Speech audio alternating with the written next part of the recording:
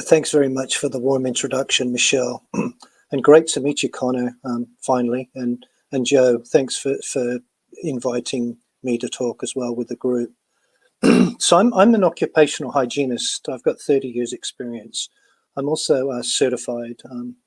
I need to build up maintenance points. So I generally deal with workplace exposures. So the science of recognition, evaluation, control.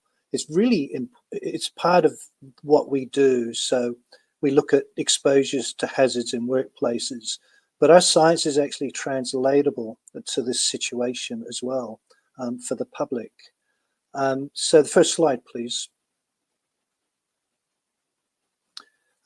I'm former president of Workplace Health Without Borders and also current board member. We have a big international group of occupational health scientists. And we're also, we work closely with the World Health Network. We're a partner with them as well.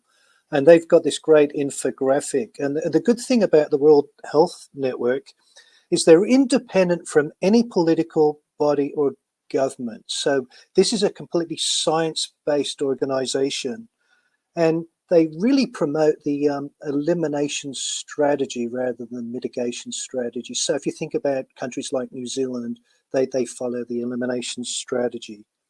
So I just provided a recent report here that talks about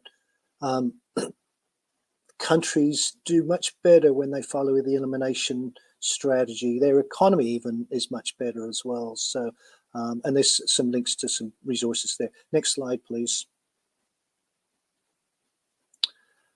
So an occupational hygienist, as I said, we sort of deal with a number of different hazards, including chemical, biological, and physical.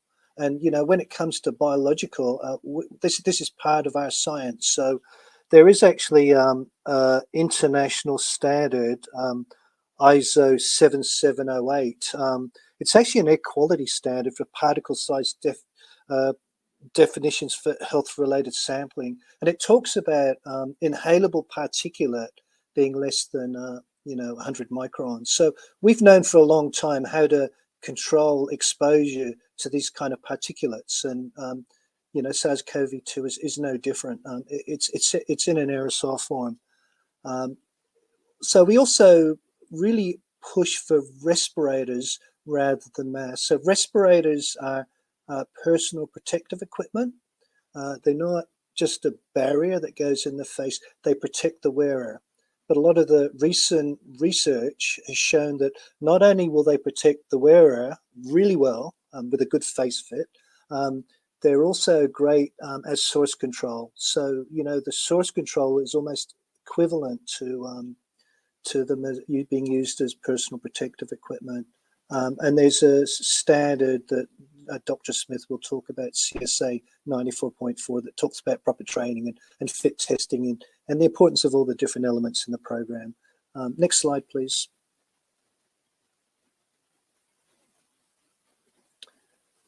So it's really important that the audience knows the difference between face covering, surgical masks, which is really just there as a barrier against droplets, and respirators, including N95s. So I do have respirators here that I will, I just hold one up at the moment. So this is a box of respirators that I leave next to the front door here. And I basically tell my family that if you're going in a crowded setting or indoors and you can't avoid it, then this is probably something you should be wearing.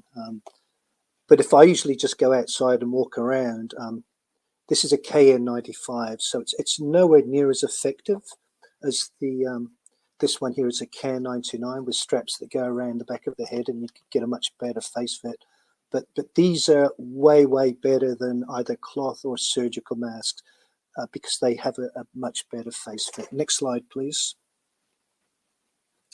And just to reiterate what I was talking about, surgical face masks are not personal protective equipment. They're not designed for that, whereas N95 respirators are. But what we're seeing now is you know, some of the leading scientists, such as Don Milton, for example, from the US, when they go outdoors, they're wearing elastomeric respirators. So elastomeric respirators are becoming more popular. So they're not disposable. You know, they're long lasting, and at the end of the day, they're much more cost effective. And then in acute healthcare settings, you know, we really kind of advocate for powered air purifying respirators. So I don't know if anybody here has ever watched Grey's Anatomy. So you'll see quite a lot of the doctors and nurses walking around a hospital in a powered air purifying respirator. So basically what happens with that, air is actually flushed over the front of the face and pushed out. So we're not so much worried about leaks going into the face piece, because it's a positive pressure respirator rather than a negative pressure respirator like the N95. That's me. Thank you very much for letting me share my information with you.